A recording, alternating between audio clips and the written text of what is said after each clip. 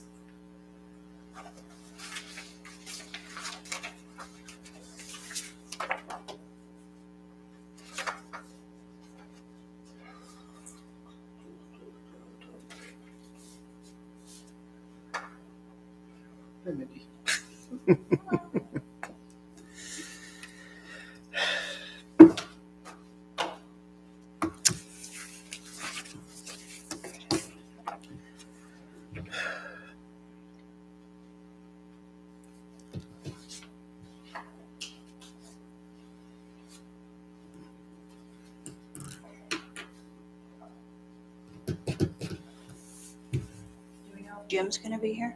Jim is not going to be here. Can I sit over there so I can, oh, gosh, that better. I won't be involved.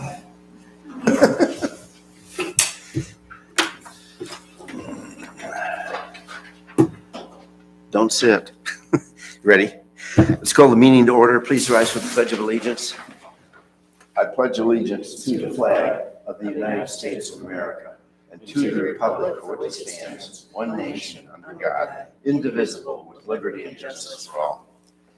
Any additions, deletions, or changes to the proposed agenda for this evening? There is a correction in the title of regular agenda item number 1. It's not Murphy Park, it's Burley Park.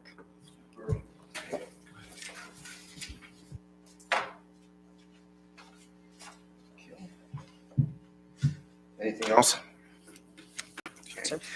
Okay, roll call. President Schneider, Present.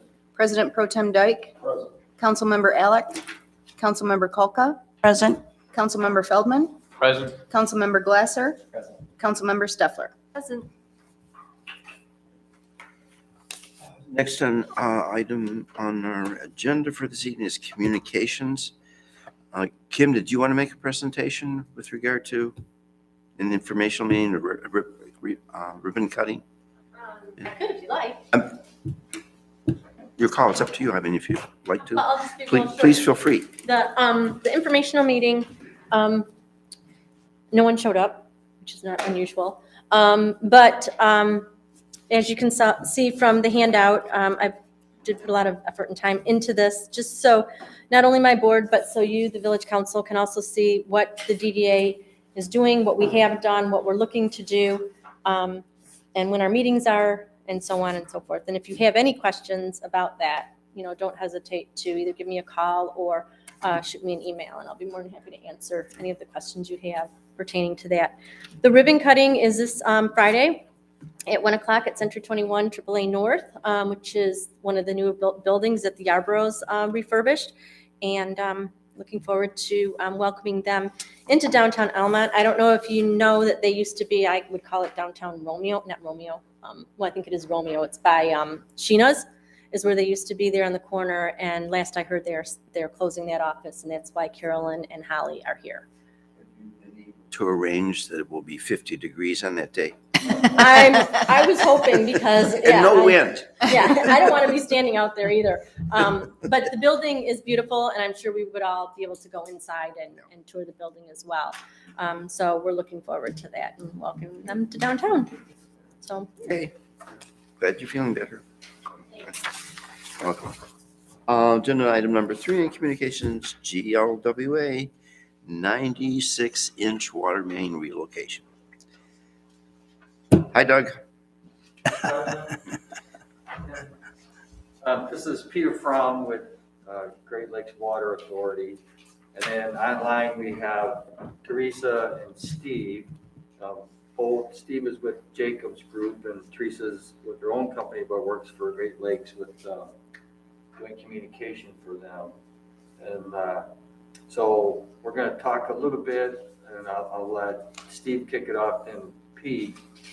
But it's a very large project, and one component of that project involves Imlay City, Imlay Township, and the village of Almont. So we wanted to introduce you to the project and at least bring you up to speed on where we are with it. So I'll leave it to Pete and Steve. Yeah, thank you. Good evening, Village of Almont, Village Council, and Village Manager. My name's Pete Fromm. I'm with the Great Lakes Water Authority. I'm a management professional and project manager for this project that we're here to speak about this evening, which is a 96-inch water transmission main relocation project for the Great Lakes Water Authority. This evening, we have an agenda and a PowerPoint that we'd like to present. And tonight, we're going to have project objectives and project scope. The construction phase is going to be handled by a construction manager at risk, CMAR Project Delivery. We're going to speak about Avon Road infrastructure improvements. We have a valve that is located at Dorsey Dickinson Valve, and we're going to talk about the risk and the treatment.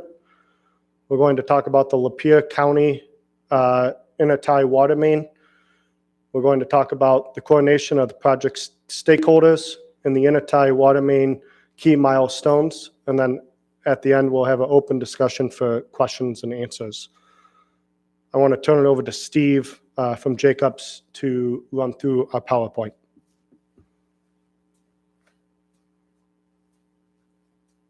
Thanks, Pete. Good evening, everyone. Thank you all for hosting us tonight and letting us present on this really exciting project. I'm with Jacobs Engineering, as Doug and Pete mentioned, and we also have Teresa Newman on the call, who's part of our team. And collectively, we've been working on this project for almost 4 years now, from the inception during the study phase, and more recently kicked off the design. And the existing 96-inch water main is one of GLWA's most critical assets. It runs 32 miles from the inlet pumping station at the north end in Lapeer County, all the way south into Oakland County. It serves more than 1 million people and supplies water to 3 counties in the area. The primary objectives of the project are to relocate a section of the water transmission main outside of a closed industrial landfill, the Detroit Sportsman Congress Gun Club, and several residential properties, which will help GLWA to improve its access in future operations. And another critical objective is to continue providing that essential, uninterrupted drinking water that so many of you rely upon each day.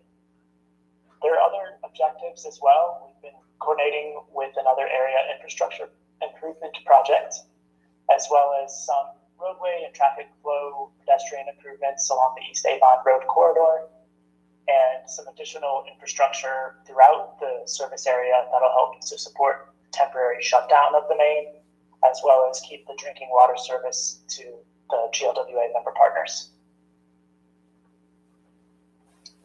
We have developed a one-pager of our project schematic here to try and fit it all into one graphic. And you'll see here that north is oriented to the right on this schematic. And what we've done here is included the 11 project facilities that are planned within this scope to complete the project, one of which that we're here to talk about today are the Lapeer County intertie water mains, which I've highlighted in red. I'll go through just a little bit of the background of the larger project. The relocated segment is approximately 2.5 miles, and it's located in Shelby Township along the border between Oakland and Macomb County. We anticipate a 96-inch water main shutdown during the off-peak season between October and April, currently scheduled for 2025. And we will have and continue to work with communities to maintain water service during the shutdown via water main interconnections. And lastly, of course, as we're doing tonight, we're going to coordinate with project member partners as well as stakeholders throughout the area through design and as we move into construction as well. Pete touched on it, and it was a very exciting decision that the project team made along with GLWA to select a construction manager at risk project delivery method.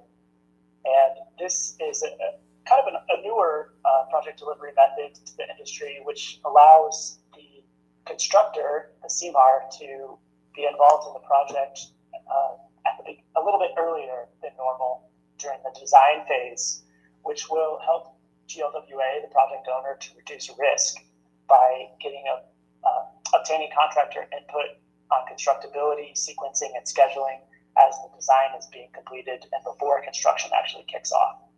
It will help GLWA to gain more control over the schedule, project quality, and ultimately will reduce the chances for change orders or delays during construction. And I'll add before we move on that I know that Pete's been working really hard along with GLWA procurement. We're very close to procuring that CMAR contract, and we anticipate that to be under contract sometime in the next couple of months. The first phase of construction is the coordinated effort that we've been working on with the Road Commission for Oakland County. You may have seen some blurbs in the news about this. The Road Commission is currently constructing a new bridge and roundabout along Avon Road and Quinder Road. And then in November of this year, 2022, GLWA and its contractor will begin construction of the first portion of the 96-inch water main here through some private parcels. It's about 2,200 feet and really will mark the kickoff of the GLWA construction. A critical component to the GLWA system is a singular line-side isolation valve on the 96-inch water main that's located in the village of Romeo. It's located near the intersection of Dorsey and Dickinson, which gives it its name, Dorsey-Dickinson valve. And very early on, Jacobs as well as GLWA spent some time analyzing this valve and ultimately determined that there's some significant risks involved with the originally planned closure of it to implement the project. So we went through a lot of contingency planning along with GLWA and ultimately decided that the risk solution is to shut down the full length of the 96-inch water transmission main temporarily to implement the project. In order to do that, we put together many contingency plans that will provide drinking water service to all the member partner communities normally served by the 96. And ultimately, that is where the intertie water mains were derived. The plan is to begin the 96-inch shutdown in October of 2025 by isolating the valves at GLWA's Inlay Station and North Service Center. And then during the first phase of that shutdown, we'll drain the northern portion of the water main and tie in a new valve to replace the existing Dorsey Dickinson valve, and also remove the existing valve and replace it with a spool piece. And ultimately, then after the first 6 to 8 weeks, we're going to restore service to that section of the water main and continue with the shutdown on the south end. And the remaining portion of the shutdown will last another 24 to 26 weeks while the remaining tie-ins and valves are connected into the system. This is a very similar schematic to what I showed earlier. Again, north is to the right. And this helps us just to portray the two phases of the shutdown. The color, the salmon color or orange, is the initial phase 1, which includes a full-length shutdown from the North Service Center all the way up to Emily Station. And during that time, the backup services will be in service, which will provide service to the village of Almont as well as Inlet Township during phase 1. And then phase 2 will extend, as was shown in blue, another 12 to 16 or 26 weeks rather, through April of 2026. And the next couple of slides will dive into a little bit more detail on the Lapeer County intertie water mains. I'll hand it over to Doug Skyless to present on these. Thanks, Steve. You can see in the schematic, there was a fair amount of discussion, concepts, et cetera, that were evaluated. Once the decision was made that they have to replace that valve south of Almont and Romeo, that means we have to shut the water main down up at the pumping station north of Imlay City.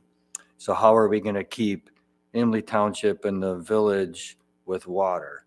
So after several different analysis and discussions, we arrived at the route that you see where we'll be connecting to the north on the upper left up at Emily City's connection to the 72-inch. We'll be constructing a 16-inch main south down Black's Corners Road and then east along Newark Road, and then south from there all the way down to the village, around the village on the east side, all the way over to your connection at Great Lakes over at Glover Road. And then there'll be a third segment that goes from Bowman Road east over to Graham Road up to where the connection was made 11 years ago. I looked it up today for Champion Bus. So by doing that, when the 96-inch main is shut down for that duration while they're working on the valve, we'll be able to take water from Imlay City's connection, bring it down to Almont's connection, and supply water to the village of Almont, and then east over to the Imlay Township connection. So that's hence the name intertie water main, because we're connecting Great Lakes 72-inch main to Great Lakes 96-inch main, and that provides a backup water supply for Imlay City, Imlay Township, and the village of Almont. And we'll use that water during the shutdown portion of this. So it'll involve connections at each of the 3 locations. It's almost 17 miles of water main. And like I said, it's going to provide the village with backup as well as Imlay Township and Imlay City. Next slide, Steve. So Rowe was brought on board with Jacobs 10 months ago. And then after evaluating the alternatives with them, we had our survey crew go out and start surveying for the route. We broke it up into 3 sections. Segment 1 is to the north. Segment 2 comes south all the way down to Almont and to the east. And segment 3 is that easterly leg going over to Champion Bus. So we started the survey work, and I'm happy to report as of last week, the final portion of the survey project was delivered to Jacobs. So survey work's done, and we've started some of the design portions of it now. So just last week, we laid out a preliminary route on the northern part, segment 1, And then the next 2 weeks, we're looking at how to take it down Bowman Road, Tub Springs, Kidder, Elmont Road. Where can we find a home for this water main? And then the end of January, we'll do the same thing for segment 3 to the east and lay that out. So we're in the design process. It's moving along. It's a pretty fast pace. And although you might think, geez, 2025 is pretty far out there, what that means is before they shut this 96-inch main down, all this other work has to get done first. So they have to have that new valve constructed, ready to be put online. We have to have the 17 miles of water main built, pressure tested, disinfected, ready, and be on board with it. And then all the other stars have to line up because it's a very large project. And what Steve showed you in the beginning, kind of was a one page of the overall project, but there are a lot of components to this project in addition to 2+ miles of 96-inch water main that has to get moved.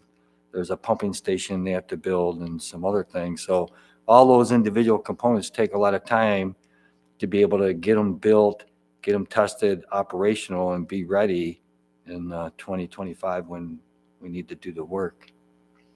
So we're hard at the 30% design now, and we've already had meetings with many of the stakeholders. We met with the village, Imlay City, and Imlay Township back quite some time ago, and then we had a second meeting with them. Once we knew the route we were going to take, we held a second meeting with them. And then just before Christmas, we met with the drain commissioner and the road commissioner, or road commission. And today I reached out to MDOT so that we can set up a meeting with MDOT because we have to cross M53 and I-69. So got to get some input from MDOT. And so we'll be working with the various stakeholders moving forward on it as we launch into design and work through all the various elements of it. You want to go to the next one?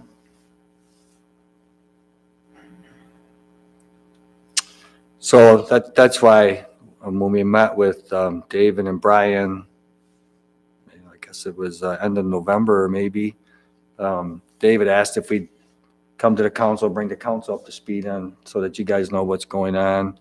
And we will continue to do that. It's taken a lot of effort to get to where we are today, but in the next 6 months, we hope to make quite a bit of effort. And we've already told Imlay City and the village, once we know where we think we want to put that water main, we'll get back with the DPWs. We'll show you where it's going to go. We want to get their input on it. I know Brian has a lot of institutional knowledge, and Ed and Imlay City does too. And we want to make sure that they understand what we want to do and the game plan and how we want to move forward. So it'll be an interesting project. It's taken a long time to get to where we are today, but we got a pretty big push ahead of us.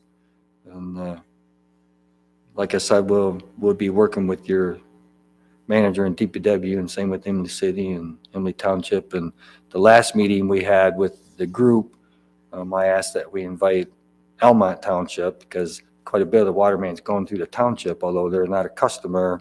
We want to make sure they know what's going on with the project too. See. Go ahead, Steve, if you want to talk about this one. Thanks, Doug.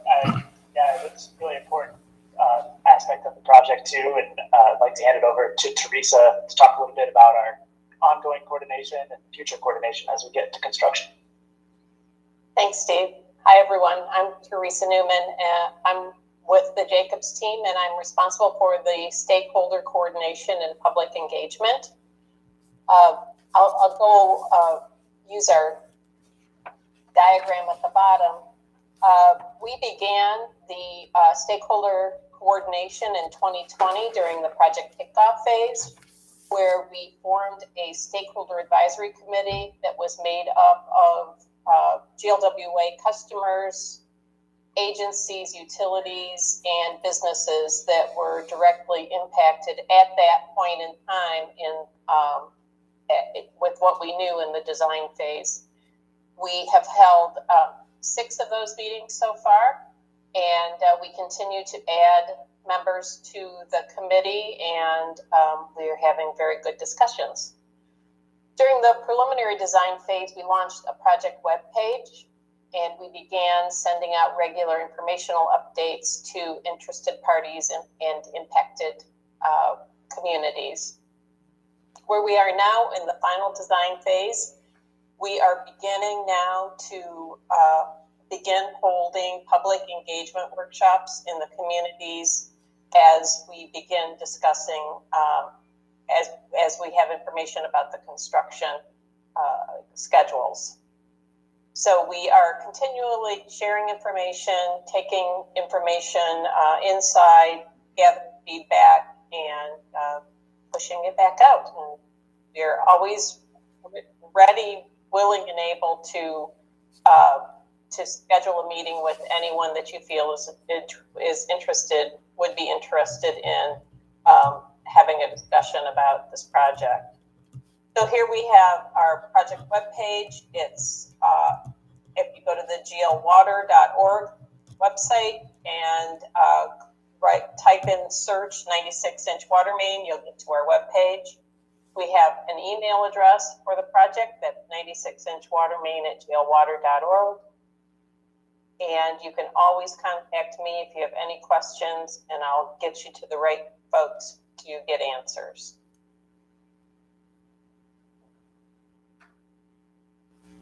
Thanks, Teresa.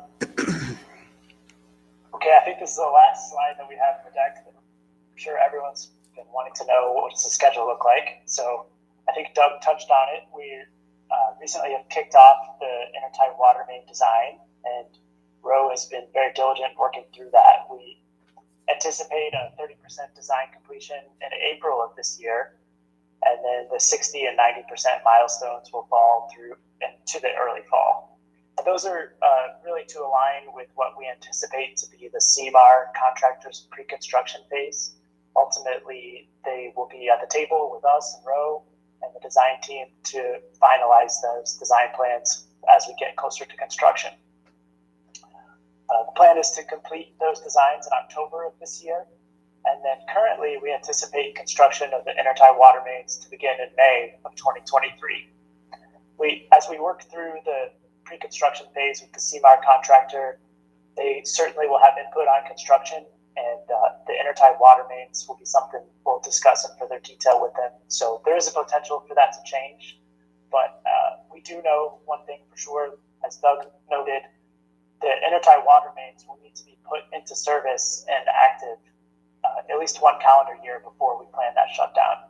The project plan has us implementing those backup services to give it a test during the off-peak season ahead of the real shutdown, which is planned for October of 2025. And then, as I mentioned, currently placing the new 96-inch water main at the full permanent service is planned for the following April in 2026. And then the full closeout of the project will follow in November of 2027.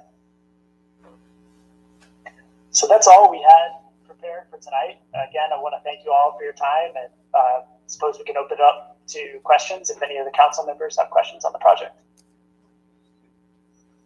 I just had one item to add in as we're talking about the interconnect. Knowing that it's for this project, but in the future, if we have to go in to do some maintenance or maintain, we're going to have redundancy to the village as well. So not just because at the end of the project, we're not coming back to take it out, we're going to leave it in. And it's going to be redundancy to the village as well. So I just wanted to make that point as well. So thank you. This presentation, what interests me, it's obviously extremely complex, made up of many parts. And of course, if you have any experience with construction, so you want to make God laugh, tell him your plans, because things happen, things change. And so has GWA and Jacobson, people involved in this, have you played any war games type of thing, the Department of Defense.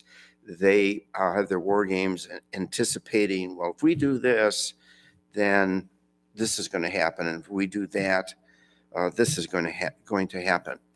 So has there been planning along the way with each of these steps when something goes wrong, which undoubtedly it will, that you have a backup plan in place or some methodology by which you'll be able to address whatever goes wrong, which is just likely.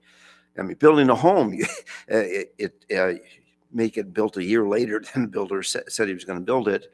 And this project obviously is gigantic. So just wanted to throw that out there. And if you have any responses to that.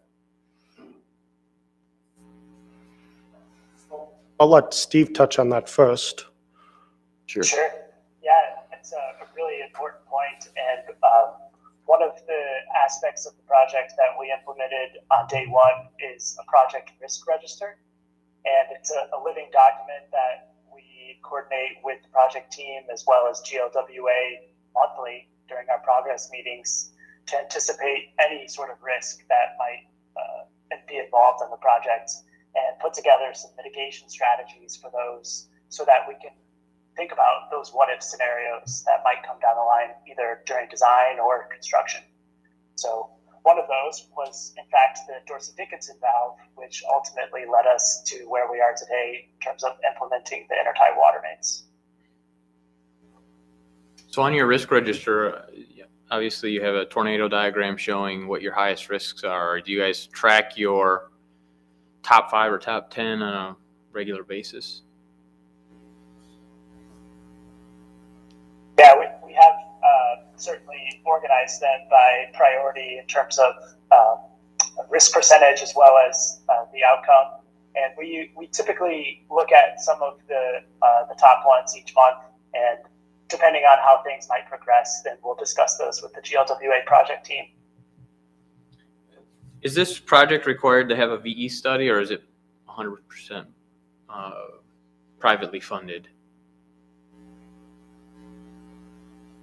Sorry, I didn't quite make out that question. I was just wondering if the project was required to have a value engineering study done, or was it privately funded?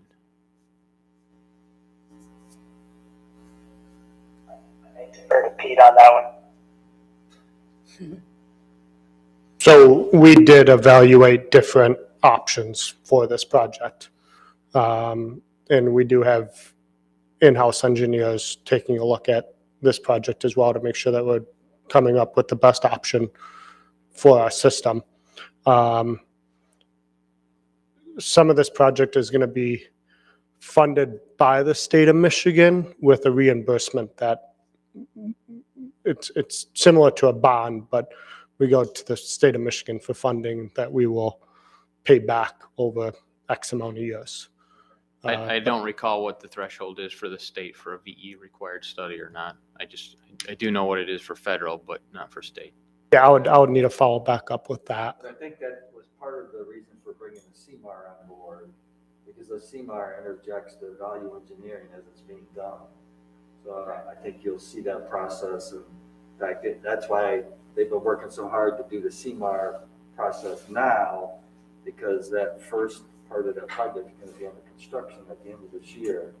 So the CMAR's first task is to look at that part of the project and see how do they see it playing out, what can they do differently, and have the value engineering to it. And part of the risk issue that Steve alluded to is the team, the Jacobs and Great Lakes Water, actually spent a lot of effort evaluating that 96-inch valve.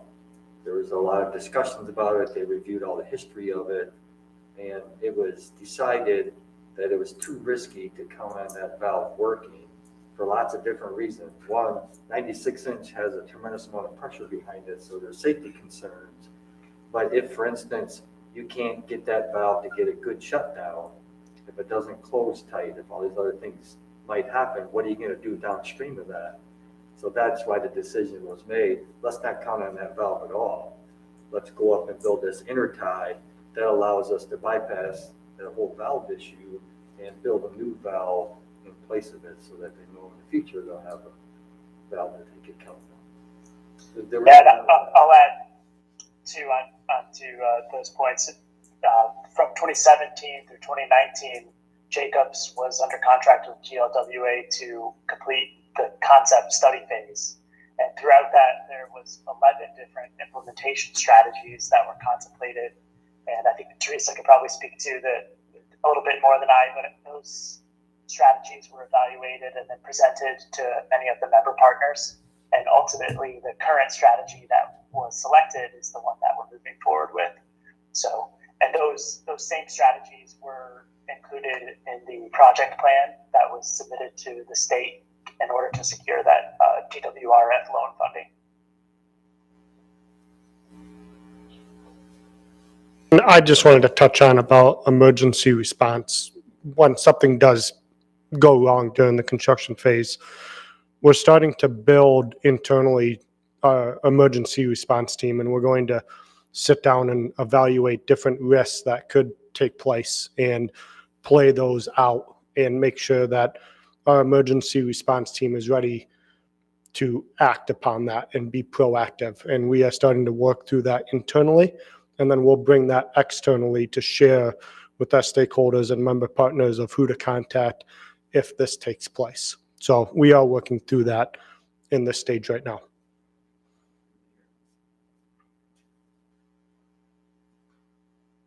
Mr. Snyder, I think it's important. I'm going to bring it down to my level now. I think it's important that you understand right now we have no backup. We have a backup well. I met with GLWA and Jacobson early on, and that is not a reliable resource while they're taking the 96-inch main out of service. As of right now, it's not reliable, so that's why they came up with this plan. For me, I see this as a good thing because maybe even down the road, we may not have to maintenance the backup well to the standard that we're doing now.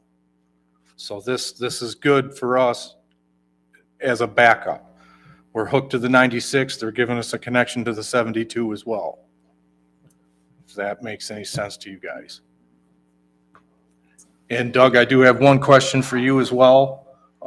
This 17 miles that's coming from Imlay City, is there blow-off valves or fire hydrants or anything connected to it? Because I guess I wouldn't know how to keep the water fresh if it wasn't. Yeah, it is purely a transmission line. And so it's going to move water from the 96 ones to the 72 and vice versa. Right now, it's not intended to have any connections to it, but there will be air reliefs and vacuum valves in there, based on the topography of it. And, I can't really speak to the freshness of it because Jacobs did all the modeling with it. That's the reason why we're connecting upstream of your pump station, upstream of Imlay City's connection and Elmwood, so that literally we can move water around. It's unmetered. So before it comes into Elmwood, it's going to go through the meter and then into your booster station and likewise into the city. And so it will move the water around.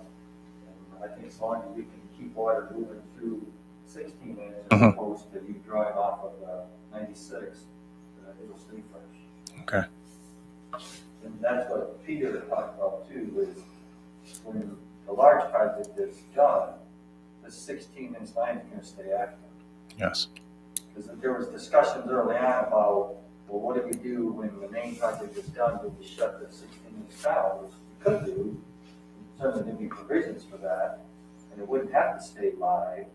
But then if Imlay City, Imlay Township, or Elmont needed it, it takes a lot of effort to bring that water back into service.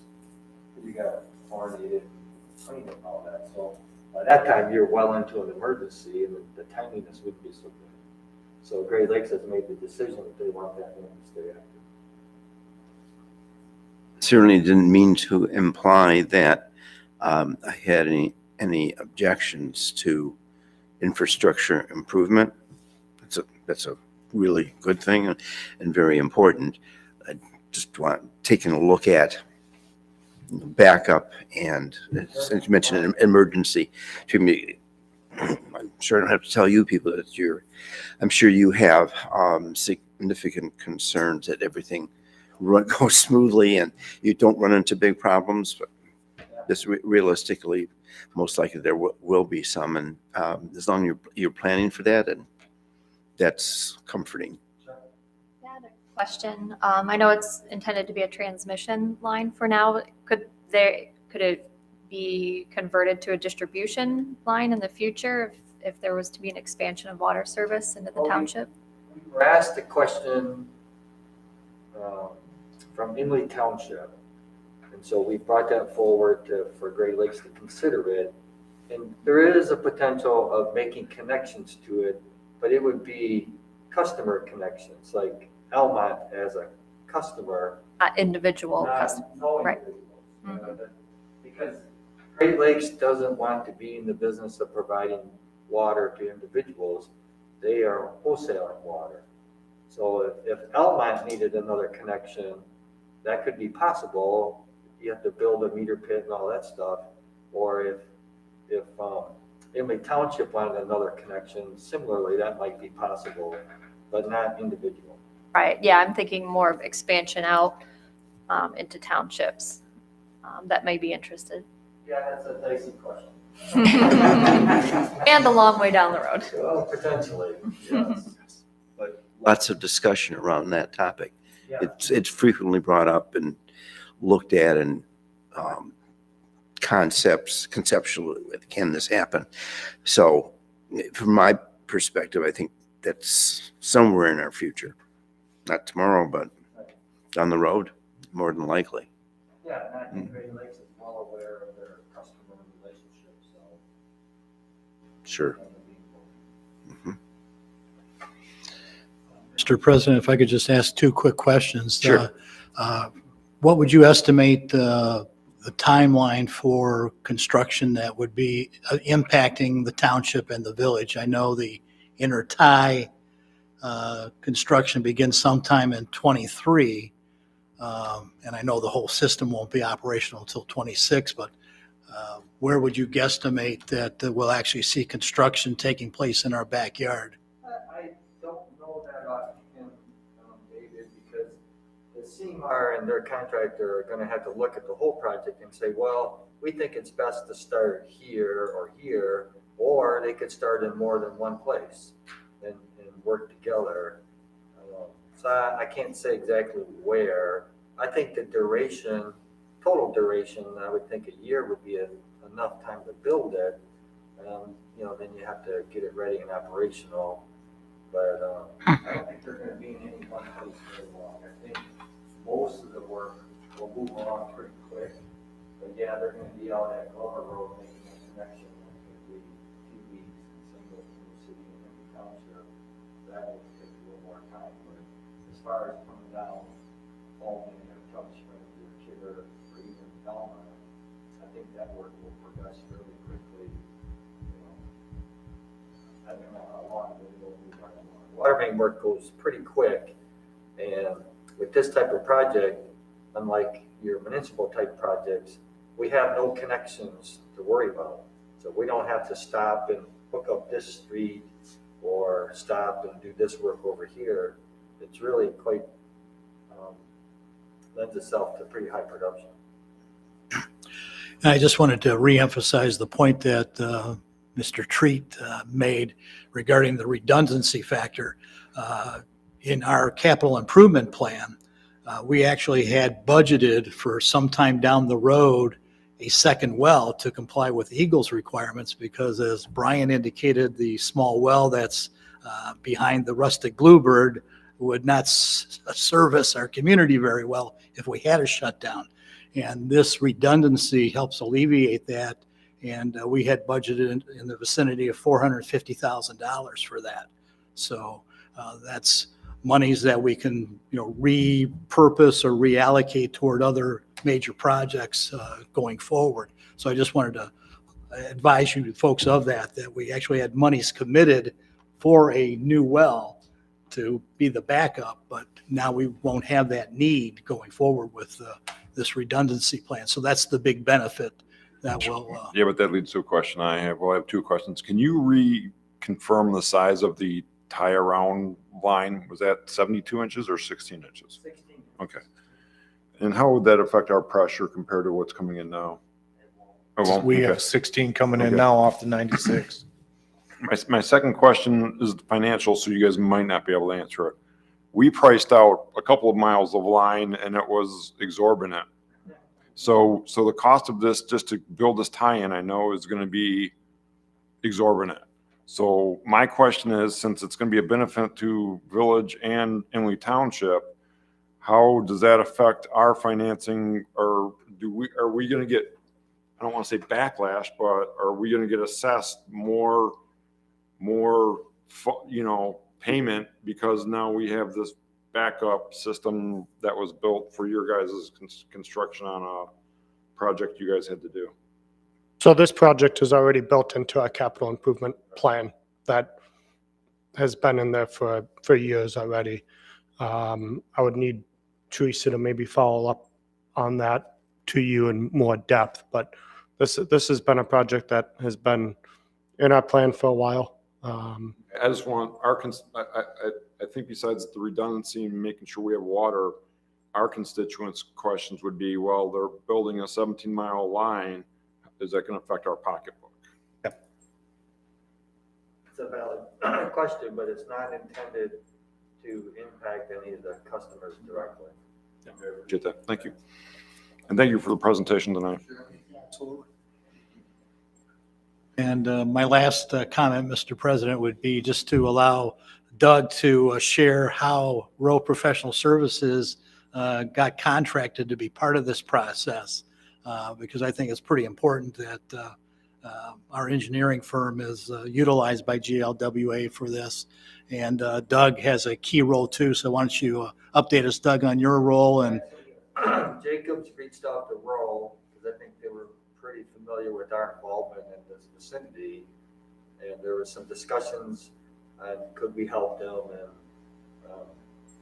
so obviously we took a pretty hard look at it, and then it kind of evolved after that, and it's been good. It's a big project, so we're enjoying it, and I've already lost plenty of sleep, so I have more to go. I'm crossing the railroad potentially twice.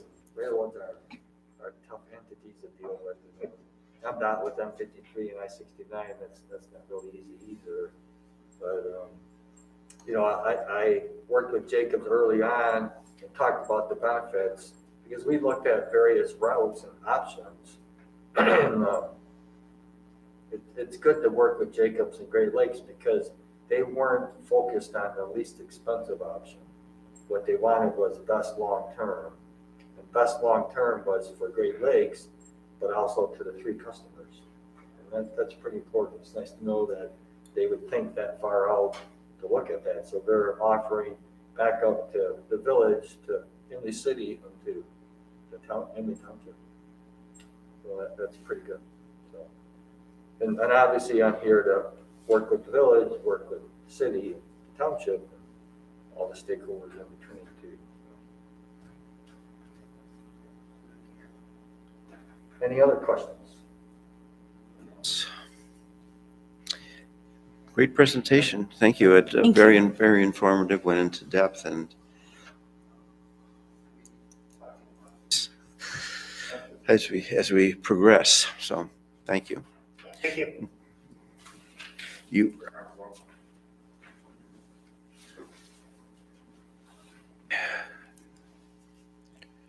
Thank you all. You're welcome. Thanks for the presentation. Moving on to. Thank you. Yes. You're welcome. Moving on to our regular agenda, regular meeting minutes, January 4, 2022. One little thing on item number, the minutes of the January 4 meeting. Item number 3, I think, yeah. The last paragraph of 3, which is the cyber assessment. And so at the very last line is that if a party was reading our minutes, they'd have to sit there and do a little bit of math, prorated cost and annualized amount of 11. Can we put something like saying 1,119, comma, I period, E period, comma, and how much? Was it an even 500 or was it actually divided in two? Have an exact amount? I didn't think we did. Not yet. So can we say, I think what was represented, it was going to be 1/2 of the premium. Right, because we're halfway Right, into the policy. So, can So we could put approximately and. yeah, then- approximately, yeah. Okay. Yeah, just as somebody looking at it knows what we're talking about, and what was decided and how much we're actually spending. It's all I had of minutes. I have a small request for a change under council comment. Under the first sentence for my comment, I think I would change the first explained to commented. Okay. And Okay. Anybody else on minutes? Okay. All right, general fund.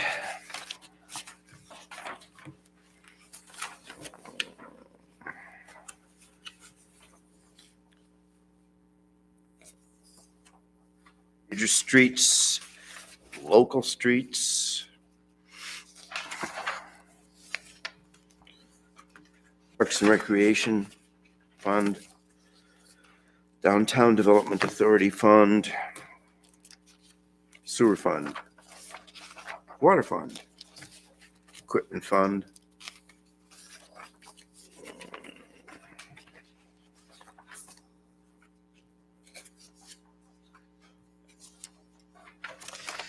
Payroll Register Report.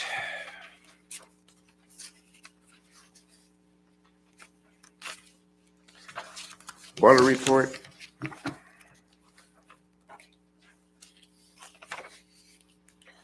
DPW monthly report.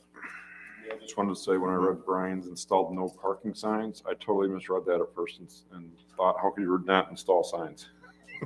I totally misread it.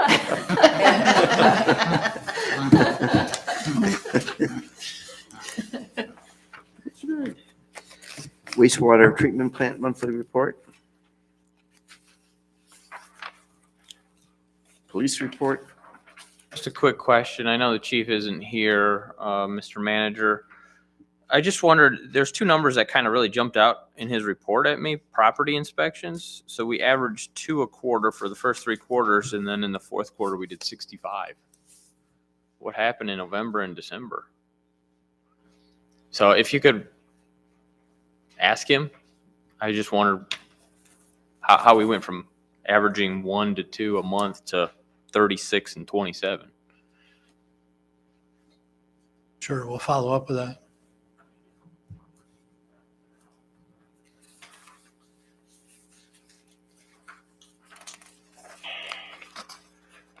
OEO report.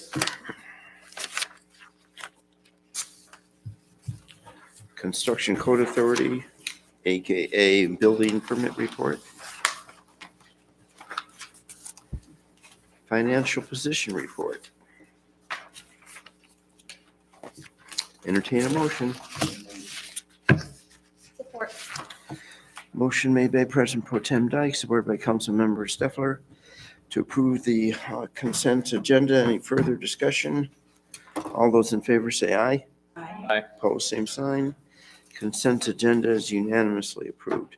Now is the time on our agenda for public comments relating to any regular agenda item. Any public comment this evening? Apparently not.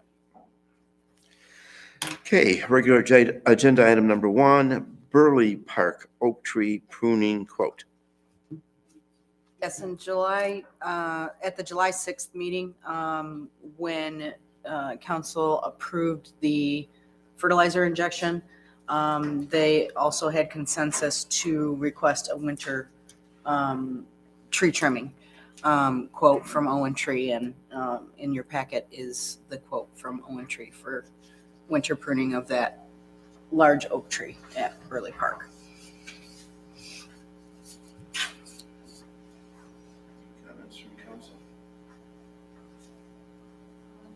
Comment is it did seem a little high to me, not that I'm a tree trimming expert. I don't know if it's worth getting another quote or if it seems kind of in order. I don't know, Brian, if you work with Owen, probably.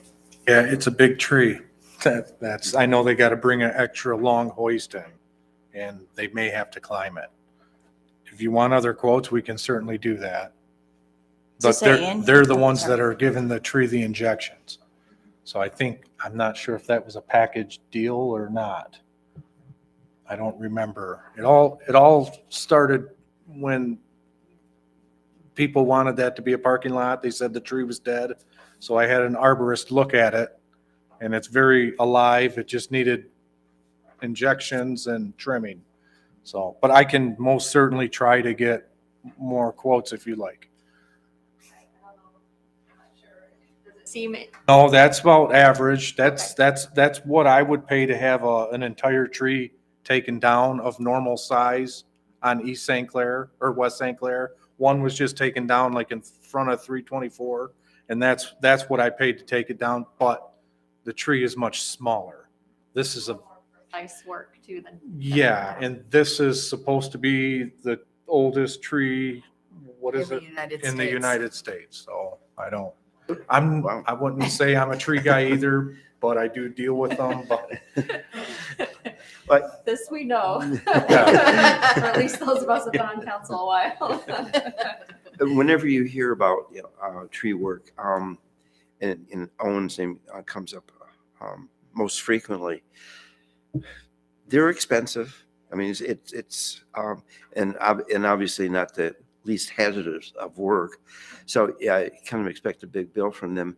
And I guess the other thought I had is, the best of my knowledge, and I'm not a tree expert either, is that they're the best around. So Joe Jones may say, I'll do it for $1,500, but what is Joe Jones' expertise and experience? based on my previous experience, they show up. Okay, I've had other people, and I will most certainly entertain calling somebody else, but there is an employee shortage, not right now, and stuff like that.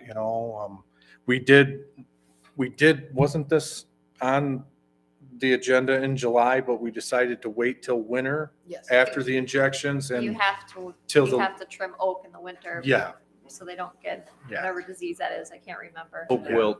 Oak wilt, yeah, because that can take down a tree in a month or so. I mean, it's crazy. So I think it is important that we do it, because if branches broke off, then it would be more susceptible to oak wilt and we could lose it. So, yeah, if you think the price seems in line with the work, then I'm comfortable with it. I just Okay. wanted to ask that question. Yeah, and a lot of things, I don't know if you guys know or not, but if we have a storm that comes through town and I need help, because we don't have a commercial chipper, we just chip sticks. They are, because I give them all the work that we come across, they will bring equipment and trucks in to help clean up the city if needed. So that's why I generally work with them, and Brad, the one guy, is an arborist, because we do get complaints from residents, this tree's dead. Well, the arborist said it's not. So, you know what I mean? It's, Yeah, I they do a definitely lot of extra, I guess, want someone who knows what they're doing. Yes, Looking yes. at this tree. Yes. It's a big tree, and there's that plaque. Very nasty storm, and everything frozen, lots of tree damage, and Owen stepped up. So the other thing we talked about is there's a relationship too, and that makes a difference. So Do you think this will be an annual thing? I don't think so. I think they'll trim it up where they're gonna go through and get all the dead out of it. And, like there's some branches that are growing towards that house. They're gonna probably trim those so they don't fall onto the house. I don't think annually, no, maybe every 5 years or something. If they trim it right, the branches won't grow back. So. Also indicated in the quote, there's power lines around there, so I'm sure that probably increased the price as well. It's very important. So we're gonna need a motion, right? No. Is there a motion? I make a motion that we hire Owen Tree at the price of $3,500 to trim the oak tree. Support that. Motion made by President Pro Tem Dyke, supported by Councilmember Conca to approve. Is that for Murphy or Burley? For Burley. Burley. Okay. Yep, yes. Minutes say Murphy. Yes. It's Okay. It's Burley. Thank you.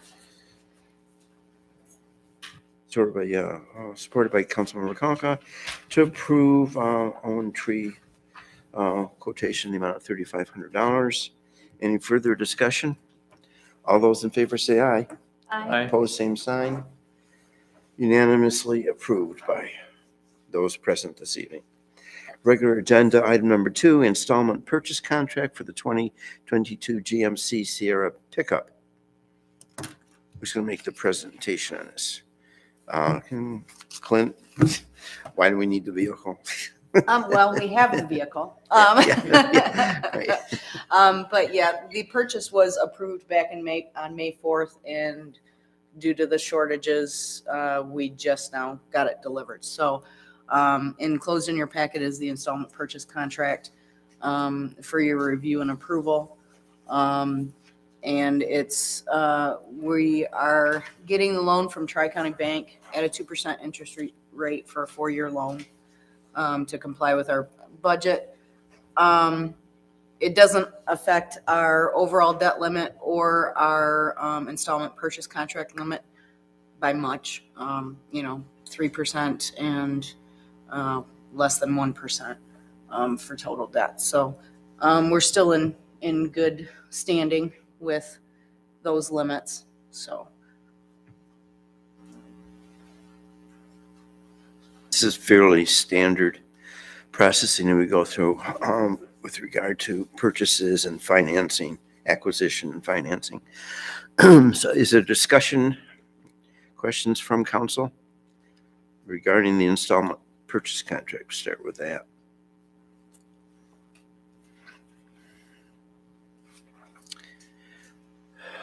I reviewed and I didn't find any thing objectionable or of concern within the installment purchase contract.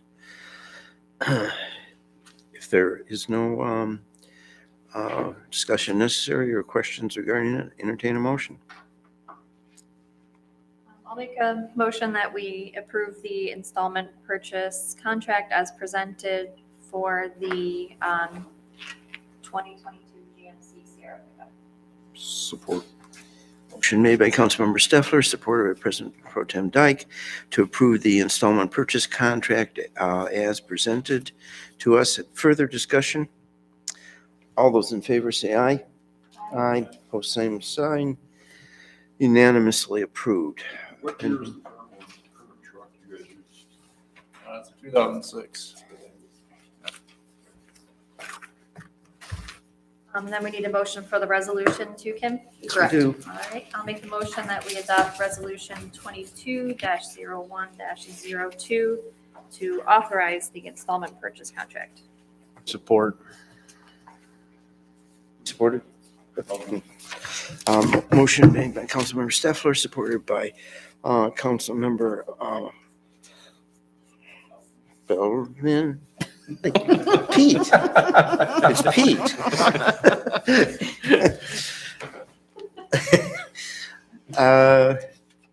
Any further discussion regarding the resolution? Should note that we received the truck. It's appears to be okay. It made it through production. It took a while. So we've received the vehicle and we plan on selling the old truck, so. That'd be the wisest course of action, so. For discussion? Roll call. Dyke? Aye. Feldman? Aye. Glasser? Steffler? Aye. Kolka? Aye. Schneider? Aye. Resolution 22-01-02 is unanimously approved by all council members present this evening. Regular agenda item number 4, Planning Commission 2021 Activity Report. So Planning Commission, both Tim and I have the pleasure of sitting on. Good commission. Letting us know what they have addressed during the year 2021. Do we need any sort of a motion with regard to that? To enter it into the record. Any discussion from council members regarding the 2021 annual report from our planning commission? If not, I guess we need, what, is it an actual motion or just requesting entry into the A record? motion to enter it into the Okay. record. I'll make the motion that we enter the 2021 annual report for the planning commission into the record. Support that. Motion made by Councilmember Steffler, supported by Councilmember Kalka, to enter the Planning Commission activity report into the record. In further discussion, all those in favor say aye. Aye. Opposed, same sign. Unanimously approved by those present, council members present this evening. Regular agenda item number 5, purchase of the Boss Snow Rotator. Manager Trent? Thank you, Mr. President. This was an item that was brought before you 2 weeks ago for consideration. And after some discussion, the item was tabled to bring back to the table tonight for further review and deliberation. DPW Supervisor Treat and I have had the opportunity to discuss strategically, get my S's tongue-tied there, how we would want to proceed in regard to a potential acquisition of this piece of equipment. One of the things we wanted to share with you tonight before we give you our final recommendation was that due to technical problems, we weren't able to share the video of what this equipment does. So with that, we'd like to have you take a look at this approximately 4-minute video, and then we'll give you our update. In the snow and ice control industry, sidewalks remain one of the biggest challenges for company owners and operators. Finding and keeping good employees to do this work is getting more and more difficult. The shortage of labor puts a strain on everyone from the service provider to the client. That's why Boss is committed to providing a variety of solutions for sidewalk-based work, all built to restore order quickly and efficiently. Introducing the Boss Snow Raider, a vehicle designed to make quick work of sidewalks. The Snow Raider brings a maneuverable, multitasking, labor-saving solution to the Boss family. The Snow Raider focuses on maximizing contractor productivity and efficiency, whether in metro, residential, or commercial environments, where clean and clear walking surfaces are a top priority. Any contractor will tell you, managing sidewalks involves a range of logistical consideration, weather, manpower, and materials, and a Snow Raider is a right-sized solution. Quickly deployed, it reduces the need for shovelers while effectively plowing and de-icing surface areas. The new Boss Snow Raider is fully featured and now comes standard with a 4-foot, fully hydraulic Boss snowplow with a 20-inch poly blade built by an industry leader in snowplow design. The snowplow features a new solid durable attachment system, heavier duty trip springs, and a crossover relief to reduce wear and minimize impact forces on Snow Raider components and the operator. Because the Snow Raider snowplow shares common parts and accessories with Boss ATV snowplows, getting parts and servicing is much easier. And available plow accessories like box wings and wing extensions increase Snow Raider's capabilities like never before.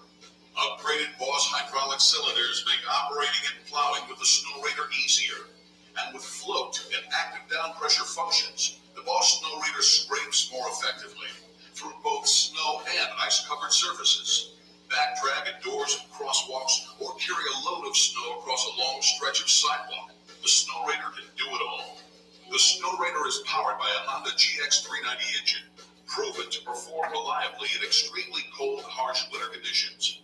The Snow Raider is responsive, using a skid steer style hydraulic lever turning system for ease of maneuverability, zero turn radius, and four-wheel drive that provides added traction and control in any condition. And when it comes to ice control, the Snow Raider has both anti-icing and de-icing capabilities via an onboard 20-gallon brine system and an optional auxiliary brine tank. 4 triple beam direct spray nozzles are positioned on the base of the vehicle for a direct, even distribution of de-icing liquid. And a 15-foot hose and handheld spray wand enables the operators to quickly and easily de-ice surface areas while on or off the vehicle. Snow Raider has 2 optional de-icing material spreaders. A 1.8 cubic foot Snow Raider broadcast spreader provides a wider casting spreading option for larger paved areas and wide sidewalks, complete with a vibrator and adjustable feed gate for maximum efficiency and ease of operation. And a new Boss designed fully potted broadcast spreader controller delivers weather-resistant performance and has easy-to-understand buttons for even the newest operators. We've incorporated the Boss proven spreader deflector and spinner system for better performance and ease of operation. An Exact Path 1.5 cubic foot drop spreader features a Boss exclusive salt deflector to precisely distribute salt at the optimal width while reducing salt contact with the plow attachment system and salt contamination with turf, resulting in reduced damage and repair costs for the contractor. Mounted conveniently on the top of the Snow Raider for easy access, the Exact Path 1.5 features a bag splitter for easier loading and a cover that flips back to block salt from falling onto the engine area for improved reliability. Snow Raider has LED work lights on the front and back of the vehicle to maximize visibility in storm conditions, early mornings and evenings, and provide enhanced operator visibility when in use. And it's tough. The Snow Raider is designed to perform reliably in cold, wet, freezing conditions when salt, sand, and constant vibration is part of the job. Boss has engineered durability and corrosion resistance into every aspect of the Snow Raider.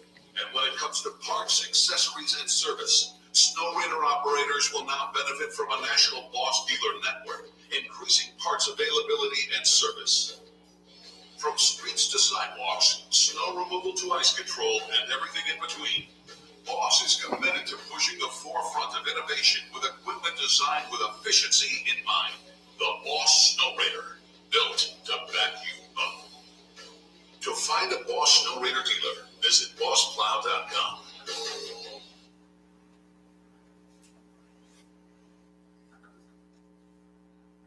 Well, that was a 5-minute video. But I think that extra minute helped tell the story, not only visually, but more so than what I could verbalize as far as the attributes of that piece of equipment. When Brian brought this piece of equipment to my attention as we were deliberating with the DDA on doing snow contracting, whether it was the parking lots, the sidewalks, or the both.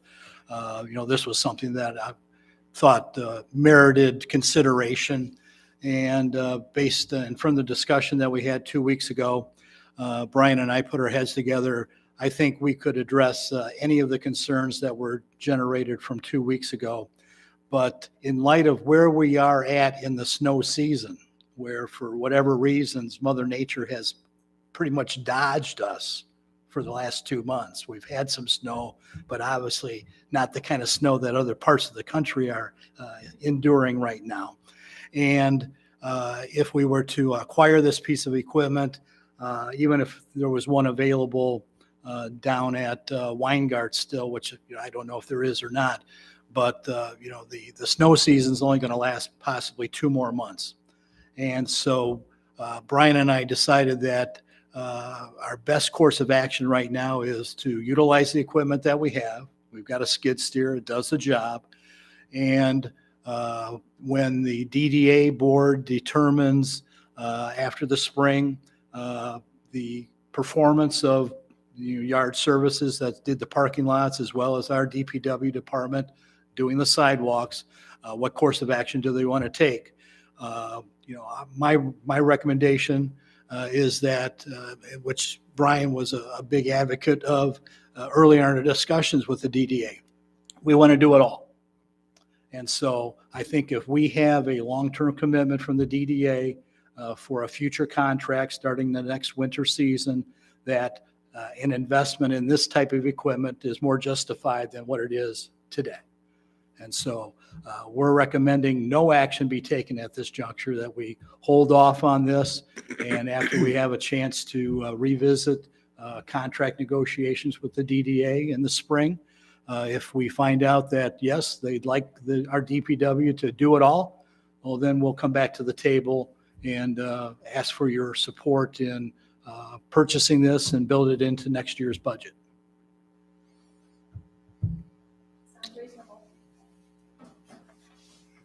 Brian, do you have anything you'd like to add? I think you covered it. Thank you. All right. Future consideration. Absolutely. Yeah. I'm committed to making sure that our sidewalks are safe, reliable for our business owners and customers to walk around. And I think this piece of equipment will help ensure that we're able to do a first-class job going forward. Thank you. You're welcome. Yeah, so we'll revisit, but probably in the fall, or? I'm hoping that, if the DDA has the time frame that they indicated, from a couple months ago, that we'll be having this discussion in April or May, so that everybody can plan accordingly and know where they're at. And those types of commitments will be made well in advance so that we can, build the purchase of this equipment with your approval into next year's budget.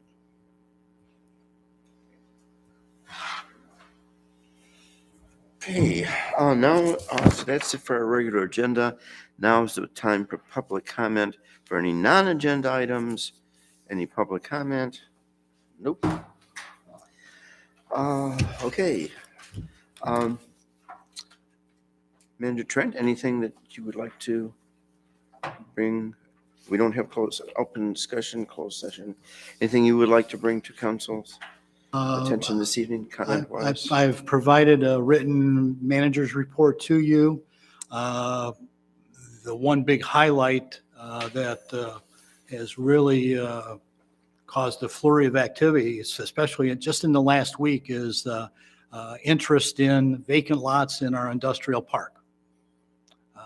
It's just been amazing, the activity that's taken place just in the last week with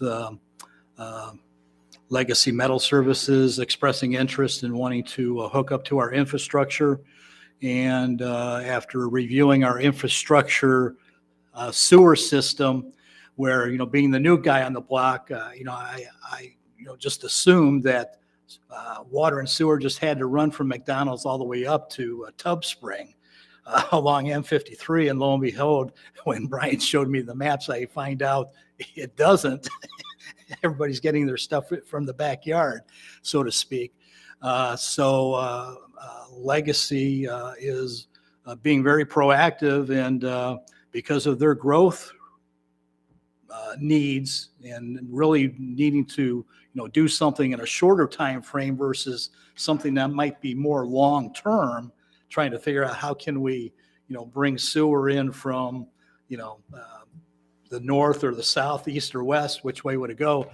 They're seriously looking at purchasing a couple of vacant lots right behind their building where sewer is already there. And so I've provided a map of that area that's highlighting the lots that they're interested in. Another business owner that's situated in Sterling Heights, where they're currently leasing because of the growth of their business.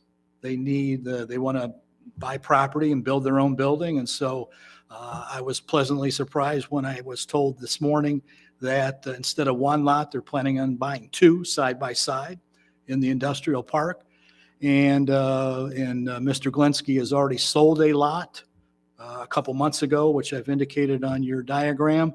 And somebody bought the lot that's right at the corner of Research and Howland Road. And so, this is just a flurry of activity.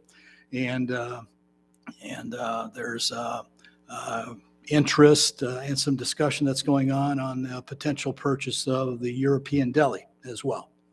So we'll give you some updates as those things come into fruition. And Springfield Industries up in Imlay City has purchased the Graybill building next to Gearmaster, and they should be getting ready to move in the next month or two. So lots of activity up in the industrial park and potentially even in our downtown.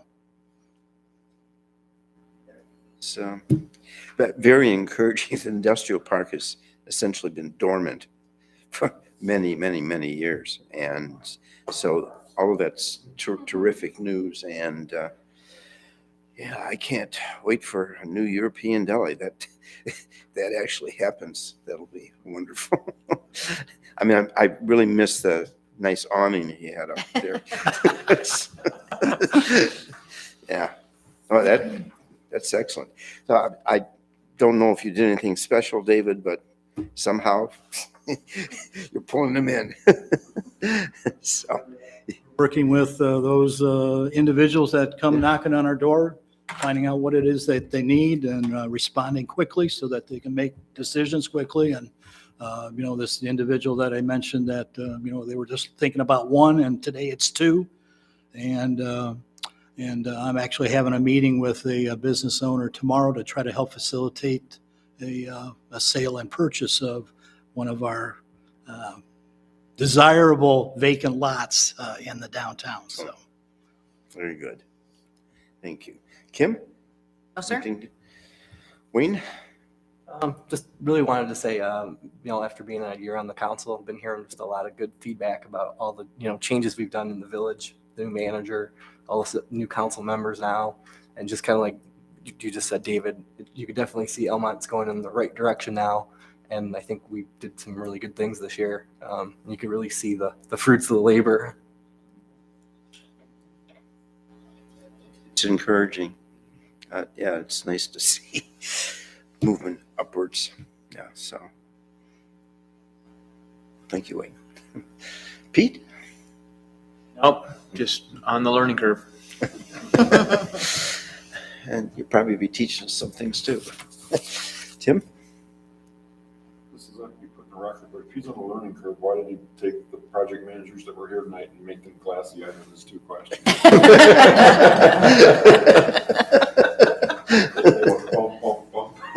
Right. Good job, Pete. Good questions. Yeah. That's all I have. Okay. Mindy? Nothing tonight. Okay. Jackie? Okay. That was really quite a presentation made by GLWA and Jacobs. That's going to be an interesting project.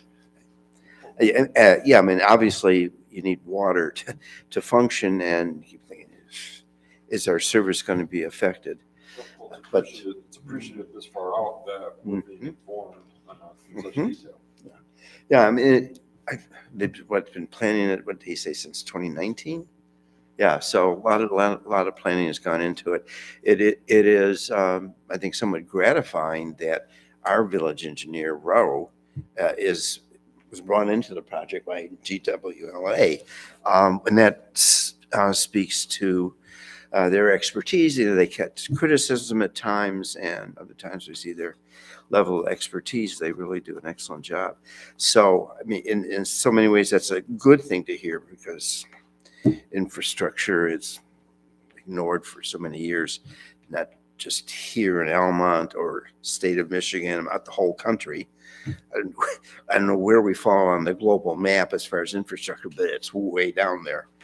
And so this is certainly good to hear. And I was thinking the same thing you were, Tim, is going to get, are we going to get hit?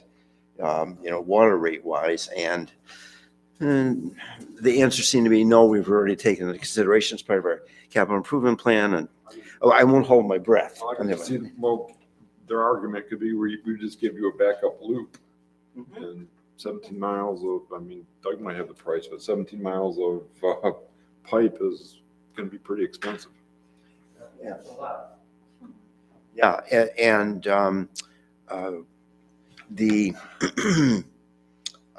what was brought to our attention by our village manager, that we've been discussing the problem as far as a backup well for years, and that at some point we really needed to do it, and that problem looks like it'll be resolved.